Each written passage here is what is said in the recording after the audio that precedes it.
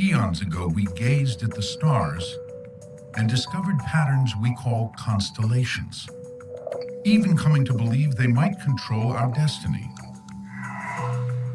We watch the days turn to night and back to day, and seasons as they come and go, and called that pattern time.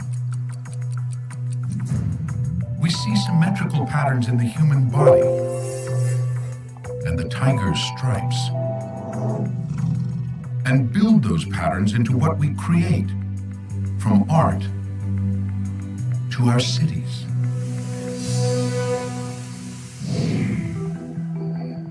But what do patterns tell us? Why should the spiral shape of the Nautilus shell be so similar to the spiral of a galaxy, or the spiral found in a sliced open head of cabbage? When scientists seek to understand the patterns of our world, they often turn to a powerful tool, mathematics. They quantify their observations and use mathematical techniques to examine them, hoping to discover the underlying causes of nature's rhythms and regularities. And it's worked, revealing the secrets behind the elliptical orbits of the planets to the electromagnetic waves that connect our cell phones. Mathematics has even guided the way, leading us right down to the subatomic building blocks of matter. Which raises the question, why does it work at all? Is there an inherent mathematical nature to reality? Or is mathematics all in our heads?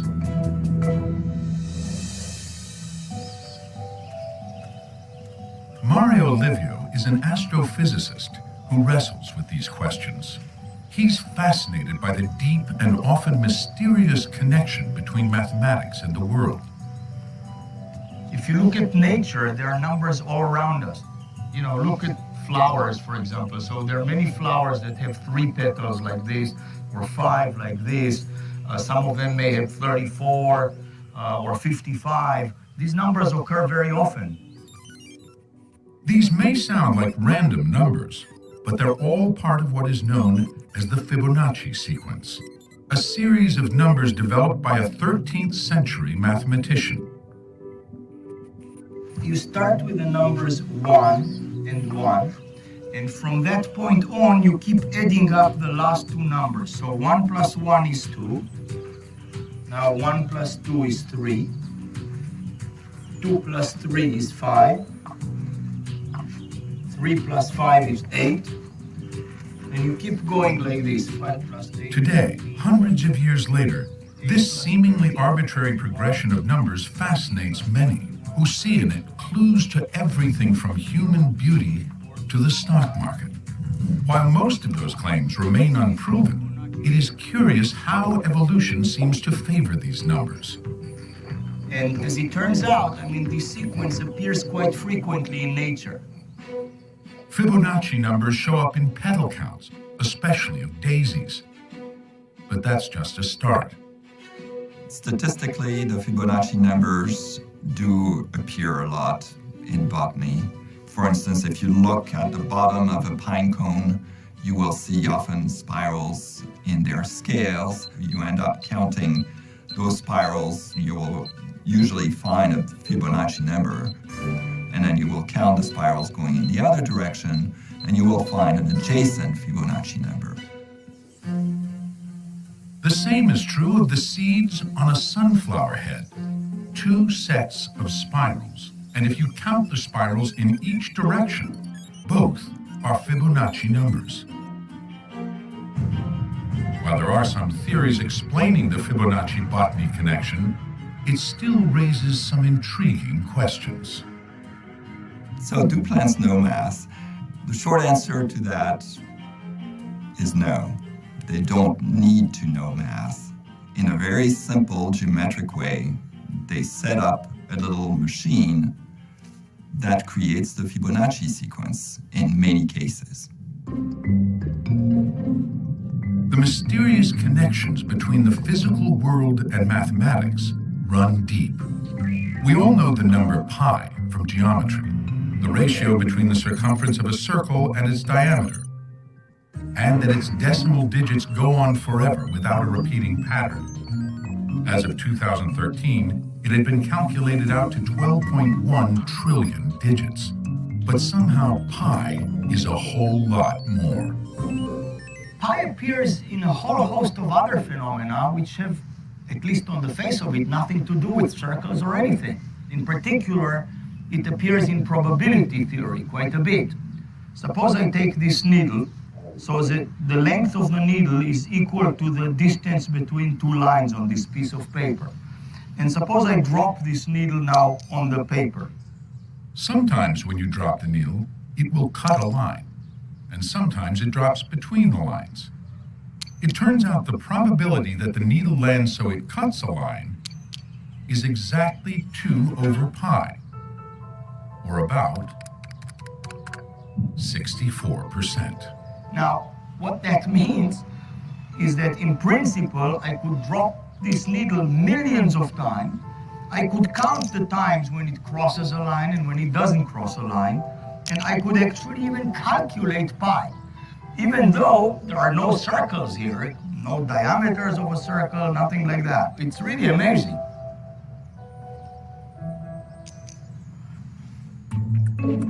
Since pi relates a round object, a circle, with a straight one, its diameter, it can show up in the strangest of places. Some see it in the meandering path of rivers. A river's actual length as it winds its way from its source to its mouth, compared to the direct distance, on average seems to be about pi. Models for just about anything involving waves will have pi in them. Like those for light and sound. Pi tells us which color should appear in a rainbow and how middle C should sound on a piano. Pi shows up in apples, in the way cells grow into spherical shapes, or in the brightness of a supernova. One writer has suggested it's like seeing pi on a series of mountain peaks, poking out of a fog-shrouded valley. We know there is a way they're all connected, but it's not always obvious how.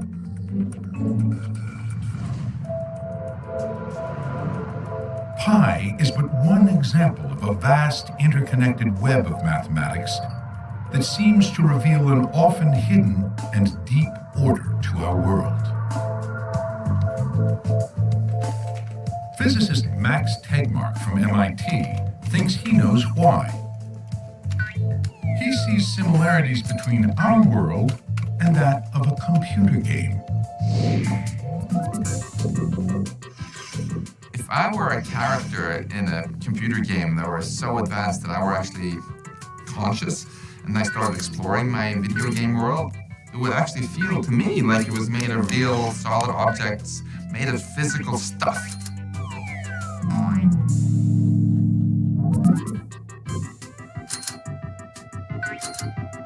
Yet if I started studying, as the curious physicist that I am, the properties of this stuff, the equations by which things move and the equations that give the stuff its properties, I would discover eventually that all these properties were mathematical.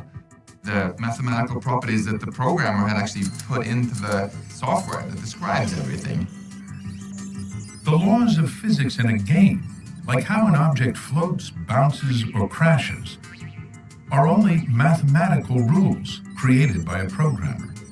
Ultimately, the entire universe of a computer game is just numbers and equations. That's exactly what I perceive in this reality too as a physicist, that the closer I look at things that seem non-mathematical, like my arm here in my hand, the more mathematical it turns out to be. Could it be that our world also then is really just as mathematical as the computer game reality? To Max, the software world of a game isn't that different from the physical world we live in. He thinks that mathematics works so well to describe reality because ultimately mathematics is all that it is. There's nothing else. Many of my physics colleagues will say that mathematics describes our physical reality, at least in some approximate sense. I go further and argue that it actually is our physical reality, because I'm arguing that our physical world doesn't just have some mathematical properties, but it has only mathematical properties. Our physical reality is a bit like a digital photograph, according to Max. The photo looks like the pond, but as we move in closer and closer, we can see it is really a field of pixels, each represented by 3 numbers that specify the amount of red, green, and blue. While the universe is vast in its size and complexity, requiring an unbelievably large collection of numbers to describe it, Max sees its underlying mathematical structure as surprisingly simple. It's just 32 numbers, constants, like the masses of elementary particles, along with a handful of mathematical equations, the fundamental laws of physics. And it all fits on a wall, though there are still some questions. But even though we don't know what exactly is going to go here, I'm really confident that what will go here will be mathematical equations, that everything is ultimately mathematical.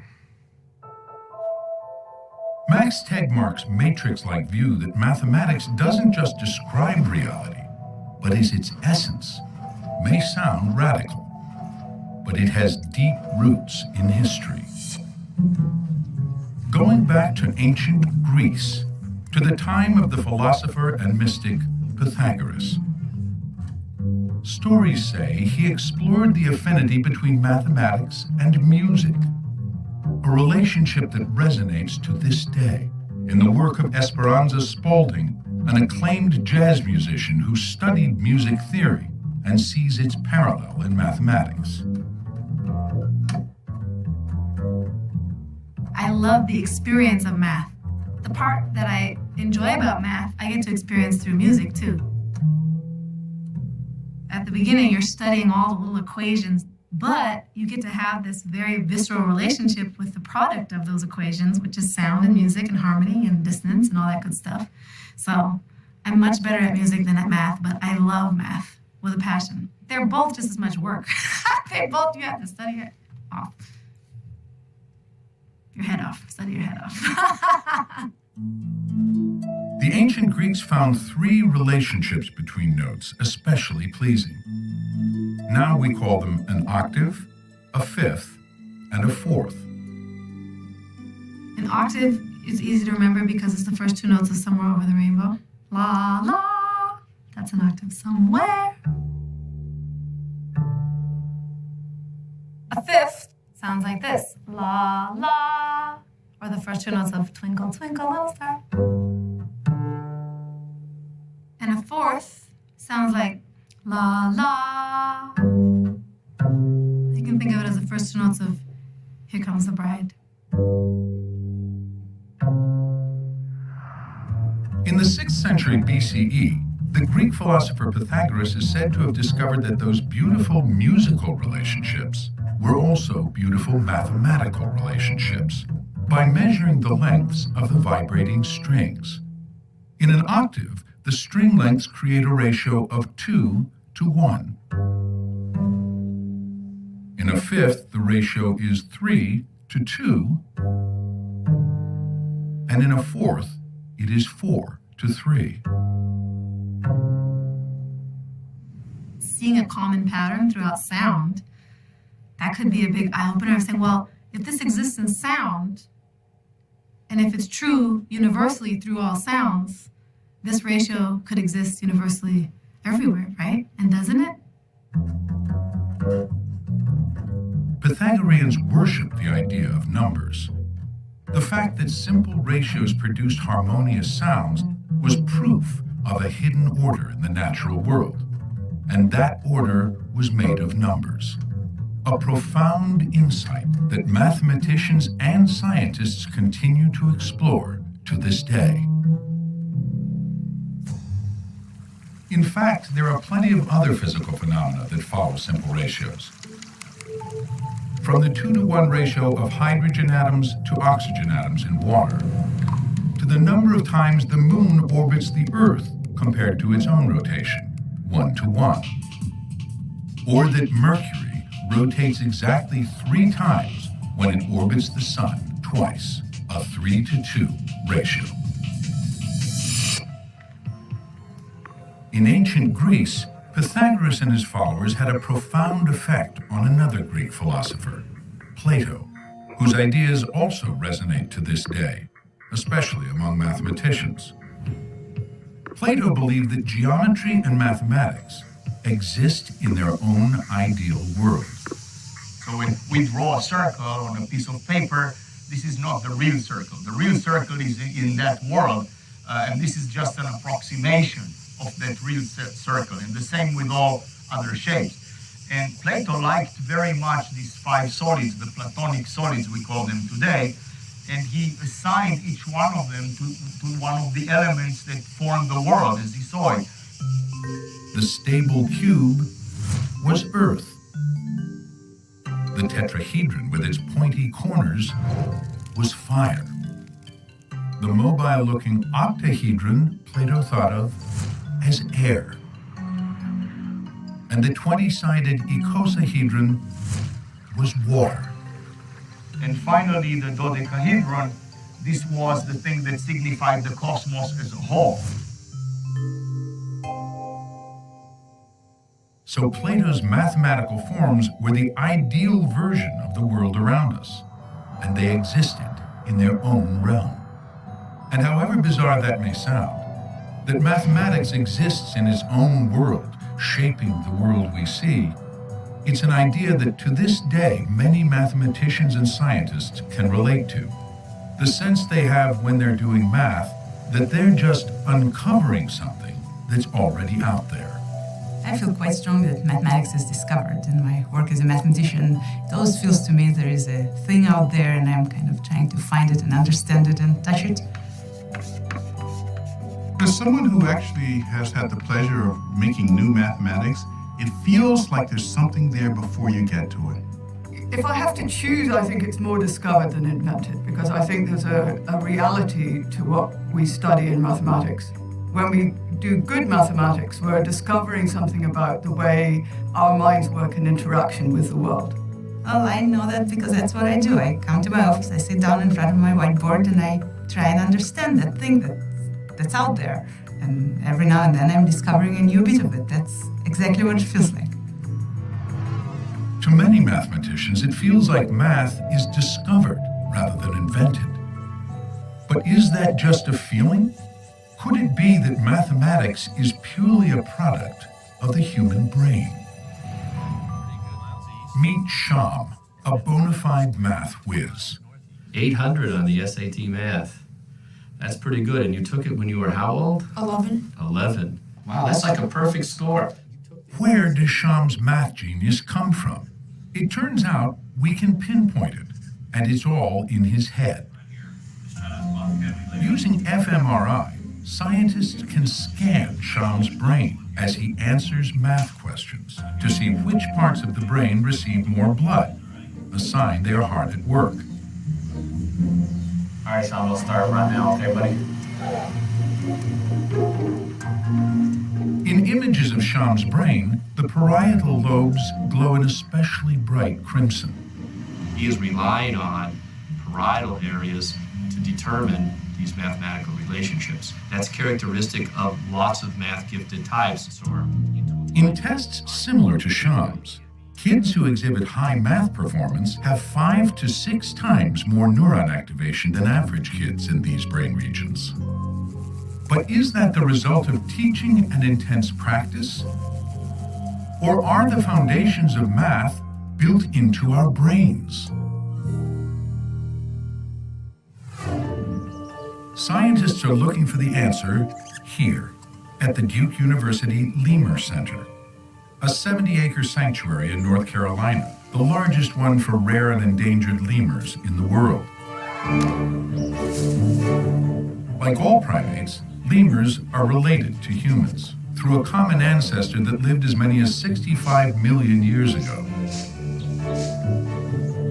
Scientists believe lemurs share many characteristics with those earliest primates, making them a window, though a blurry one, into our ancient past. Got a choice here, Terry's. Come on up. Duke Professor Liz Brannon investigates how well lemurs, like Terry's here, can compare quantities.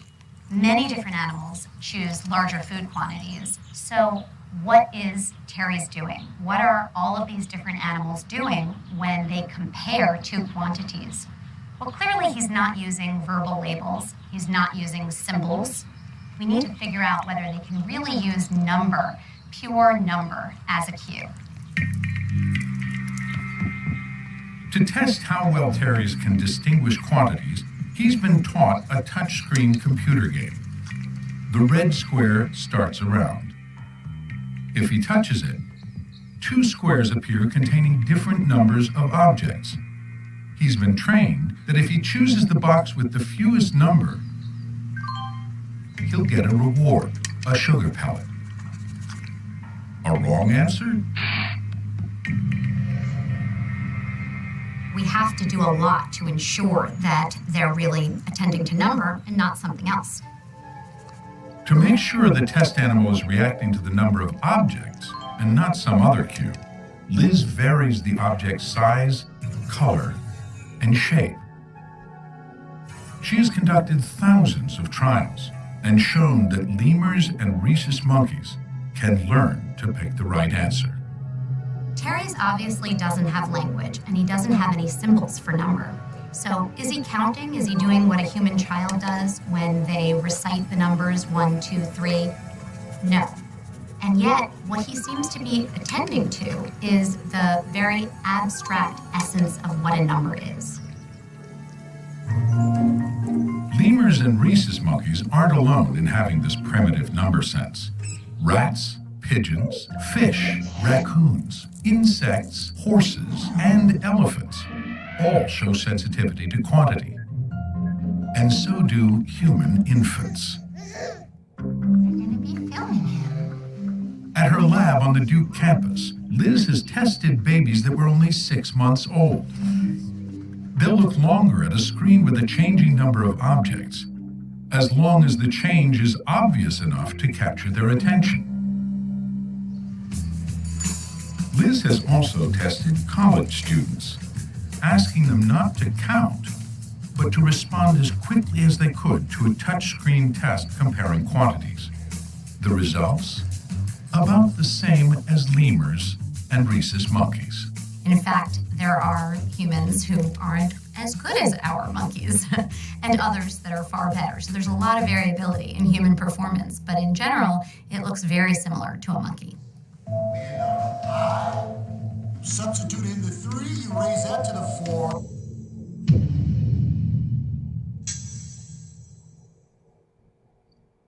Even without any mathematical education, even without learning any number words or symbols, we would still have, all of us as humans, a primitive number sense. That fundamental ability to perceive number seems to be a very important foundation, and without it, it's very questionable as to whether we could ever appreciate symbolic mathematics. The building blocks of mathematics may be pre-programmed into our brains, part of the basic toolkit for survival, like our ability to recognize patterns and shapes, or our sense of time. From that point of view, on this foundation, we've erected one of the greatest inventions of human culture: mathematics. But the mystery remains. If it is all in our heads, why has math been so effective? Through science, technology, and engineering, it's transformed the planet, even allowing us to go into the beyond. As in the work here at NASA's Jet Propulsion Laboratory in Pasadena, California. Roger, copy mission. I'm on entry. In 2012, Sky Crane started. they landed a car-sized rover Sending at about 0.75 meters per second as expected. on Mars. Touchdown confirmed. Proceed.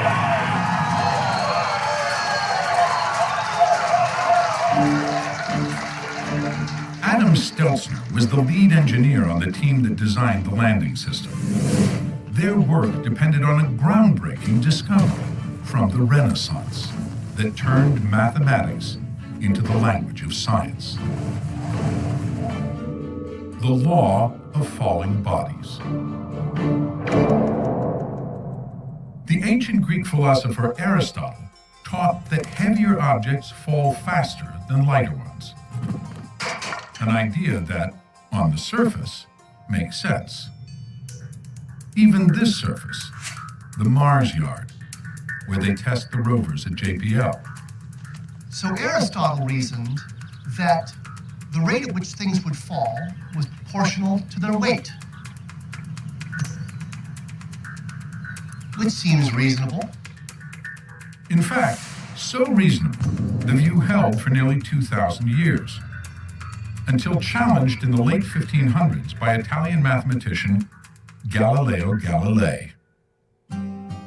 Legend has it that Galileo dropped 2 different weight cannonballs from the Leaning Tower of Pisa. Well, we're not in Pisa, we don't have cannonballs, but we do have a bowling ball and a bouncy ball. Let's weigh them. First, we weigh the bowling ball. It weighs 15 pounds. And the bouncy ball, it weighs hardly anything. Let's drop them. According to Aristotle, the bowling ball should fall over 15 times faster than the bouncy ball. Well, they seem to fall at the same rate. This isn't that high, though. Maybe we should drop them from higher.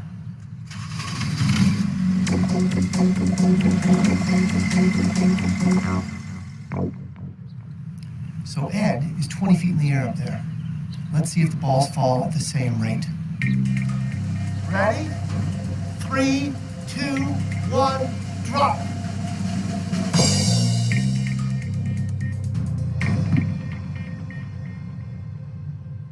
Galileo was right. Aristotle, you lose. Dropping feathers and hammers is misleading, thanks to air resistance. Well, in my left hand I have a feather. In my right hand a hammer. A fact demonstrated on the moon, where there is no air, in 1971 during the Apollo 15 mission. And I'll drop the 2 of them here. How about that? Mr. Galileo was correct.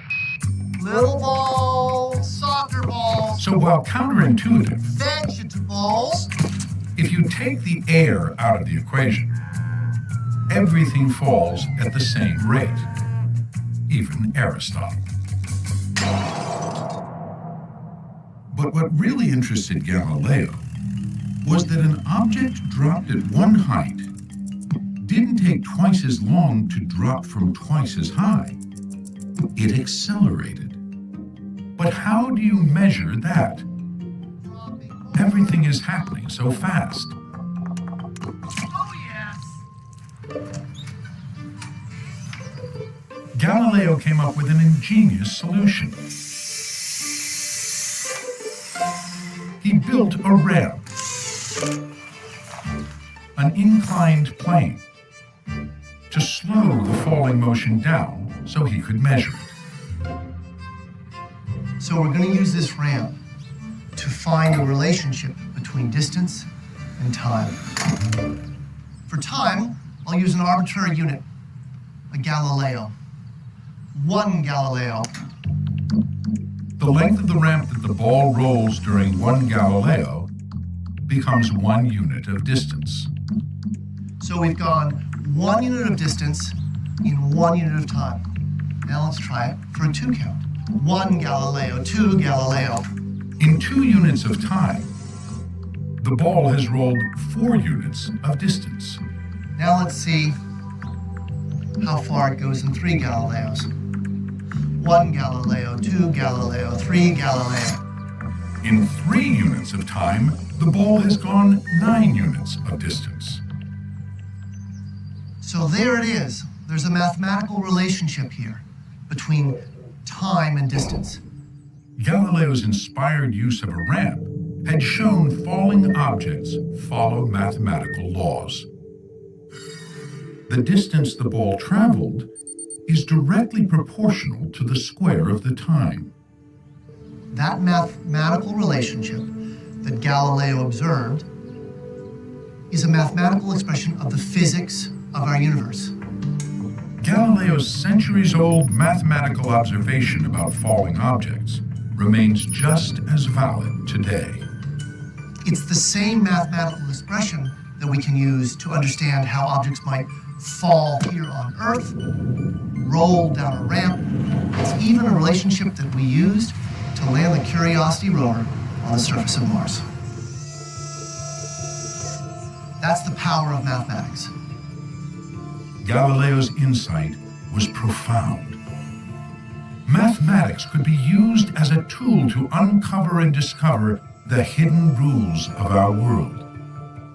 He later wrote, "The universe is written in the language of mathematics."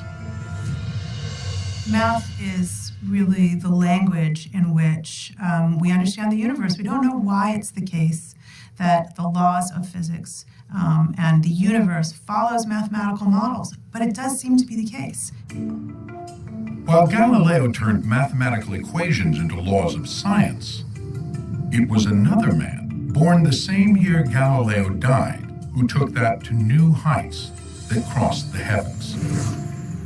His name was Isaac Newton.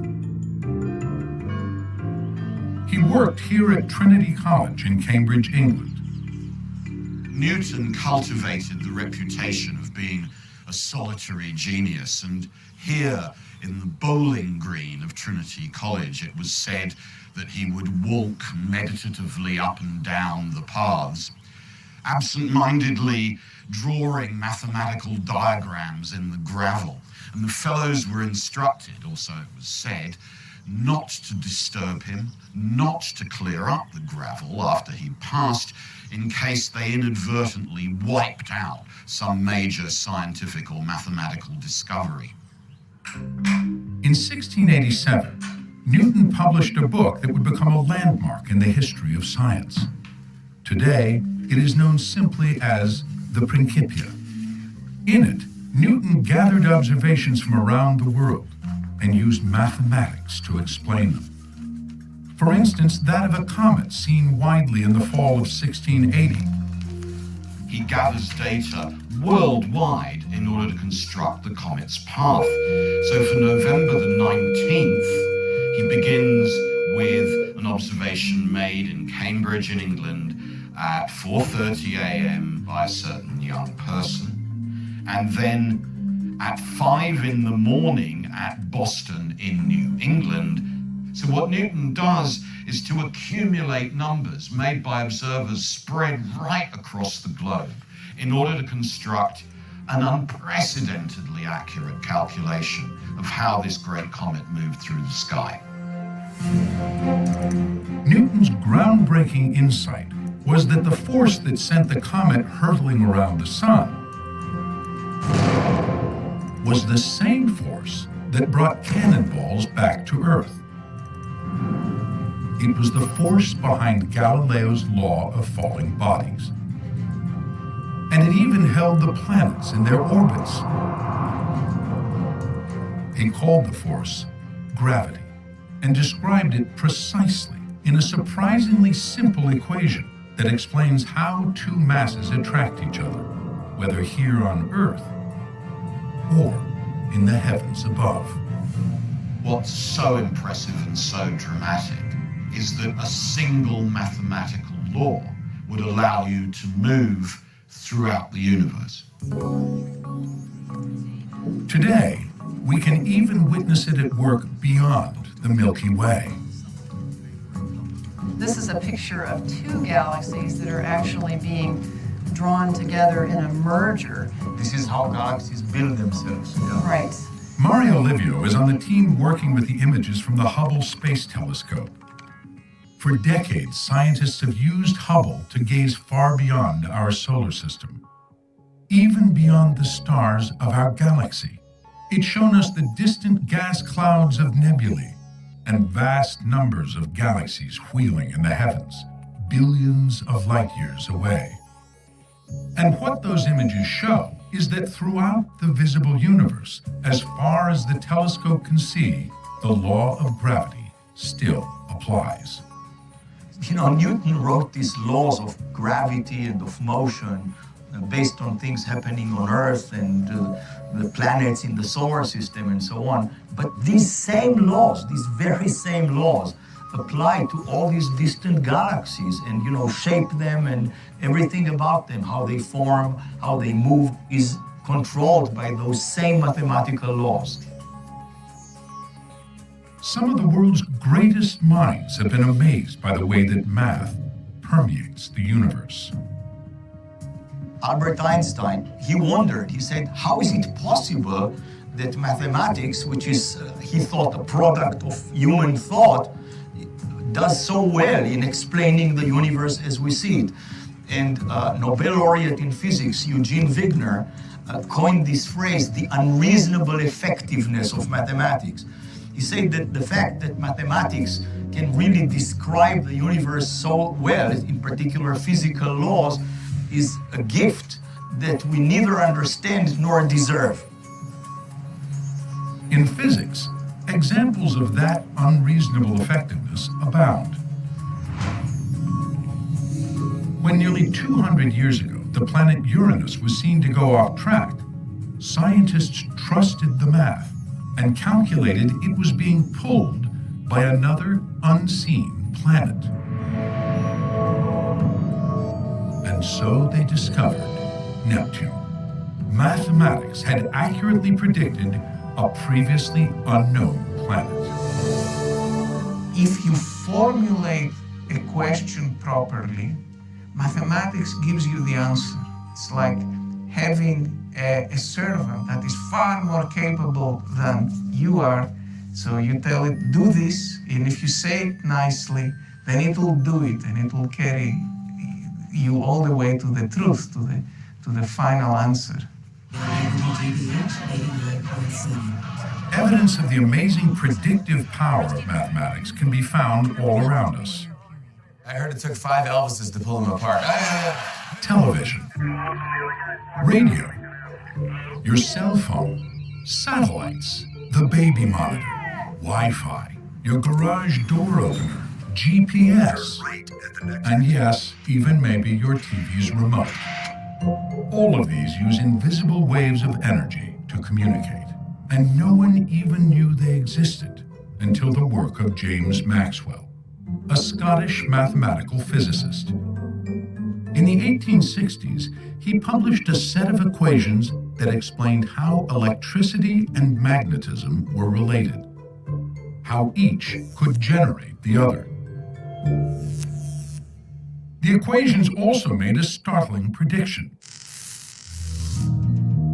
Together, electricity and magnetism could produce waves of energy that would travel through space at the speed of light. Electromagnetic waves. Maxwell's theory gave us these radio waves, X-rays, these things which were simply not known about at all. So the theory had a scope, which was extraordinary. Almost immediately, people set out to find the waves predicted by Maxwell's equations. What must have seemed the least promising attempt to harness them is made here, in northern Italy, in the attic of a family home by 20-year-old Guglielmo Marconi. His process starts with a series of sparks.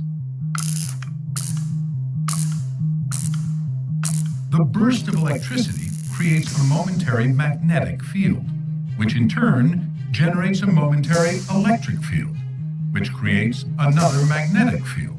The energy cycles between the two, propagating an electromagnetic wave. Marconi gets his system to work inside, but then he scales up. Over a few weeks, he builds a big antenna beside the house to amplify the waves coming from his spark generator. Then, he asks his brother and an assistant to carry a receiver across the estate to the far side of a nearby hill. They also have a shotgun, which they will fire if they manage to pick up the signal.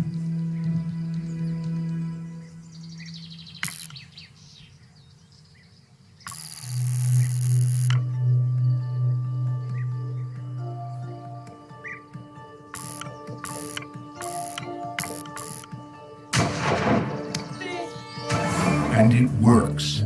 The signal has been detected even though the receiver is now hidden behind a hill. At over a mile, it is the farthest transmission to date.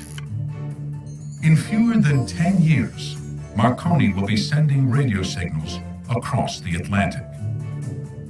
In fact, when the Titanic sinks in 1912, he'll be personally credited with saving many lives, because his onboard equipment allowed the distress signal to be transmitted. Thanks to the predictions of Maxwell's equations, Marconi could harness a hidden part of our world, ushering in the era of wireless communication.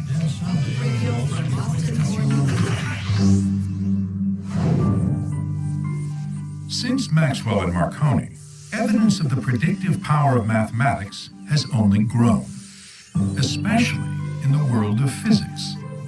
100 years ago, we barely knew atoms existed. It took experiments to reveal their components, the electron, the proton, and the neutron.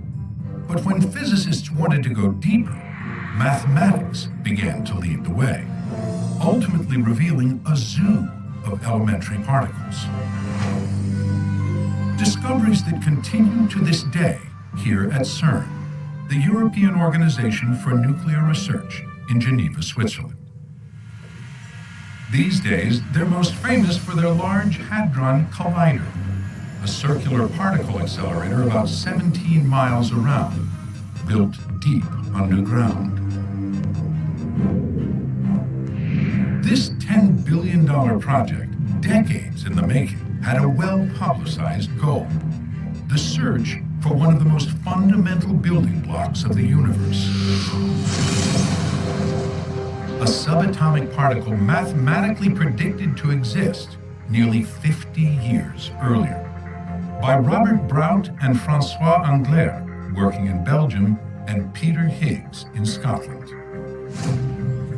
Peter Higgs sat down with the most advanced physics equations we had and calculated and made this audacious prediction that if we built the most sophisticated machines humans had ever built and used it to smash particles together near the speed of light in a certain way, that we would there discover a new particle, if this math was really accurate. The discovery of the Higgs particle would be proof of the Higgs field, a cosmic molasses that gives the stuff of our world mass, what we usually experience as weight. Without mass, everything would travel at the speed of light and would never combine to form atoms. That makes the Higgs field such a fundamental part of physics that the Higgs particle gained the nickname the God particle. In 2012, experiments at CERN confirmed the existence of the Higgs particle, making the work of Peter Higgs and his colleagues decades earlier one of the greatest predictions ever made. Well, we built it, and it worked, and he got a free trip to Stockholm.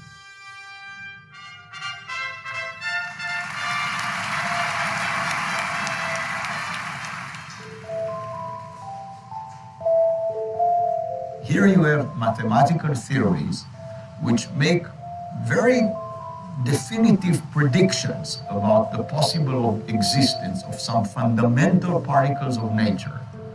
And believe it or not, they make these huge experiments and they actually discover the particles that have been predicted mathematically. I mean, this is just amazing to me. Why does this work? How can mathematics be so powerful? Is mathematics, a truth of nature, or does it have something to do with the way we as humans perceive nature? To me, this is just a fascinating puzzle. I don't know the answer. In physics, mathematics has had a long string of successes. But is it really unreasonably effective? Not everyone thinks so. I think it's an illusion, because I think what's happened is that people have chosen to build physics, for example, using the mathematics that has been practiced, has developed historically. And then they're looking at everything, they're choosing to study things which are amenable to study using the mathematics that happens to have arisen. But actually there's a whole vast ocean of other things that are really quite inaccessible to those methods.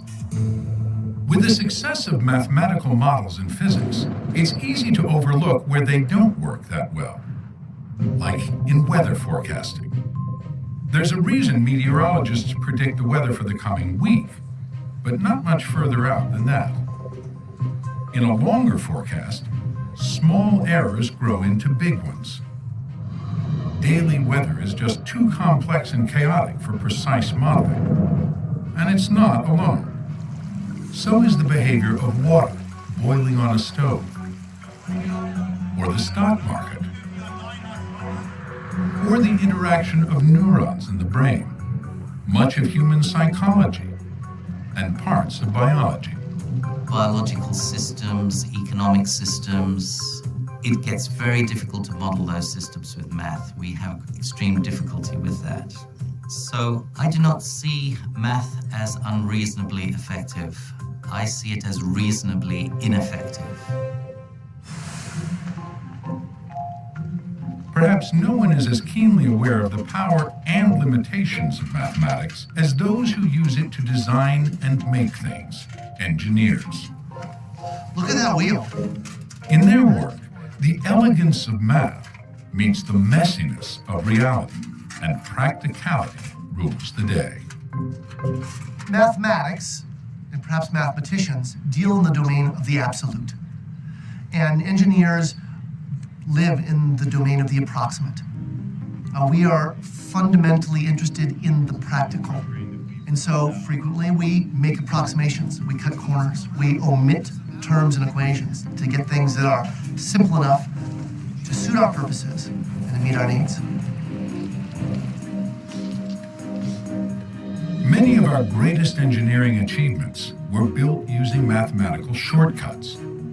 Simplified equations that approximate an answer, trading some precision for practicality.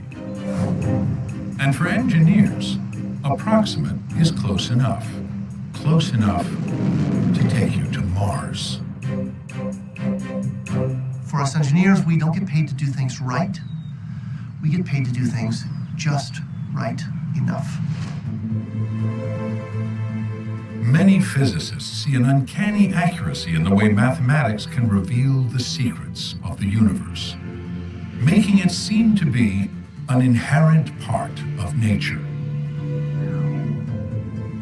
Meanwhile, engineers in practice have to sacrifice the precision of mathematics to keep it useful, making it seem more like an imperfect tool of our own invention. So which is mathematics? A discovered part of the universe? Or a very human invention? Maybe it's both. What I think about mathematics is that it is an intricate combination of inventions and discoveries. So for example, take something like natural numbers, 1, 2, 3, 4, 5, etc. I think what happened was that people were looking at many things, for example, and seeing that there are 2 eyes, 2 breasts, 2 hands, and so on. And after some time, they abstracted from all of that the number 2. According to Mario, 2 became an invented concept, as did all the other natural numbers. But then, people discovered that these numbers have all kinds of intricate relationships. Those were discoveries. We invented the concept, but then discovered the relations among the different concepts. So is this the answer? That math is both invented and discovered? This is one of those questions where it's both. Yes, it feels like it's already there, But yes, it's something that comes out of our deep creative nature as human beings. We may have some idea to how all this works, but not the complete answer. In the end, it remains the great math mystery.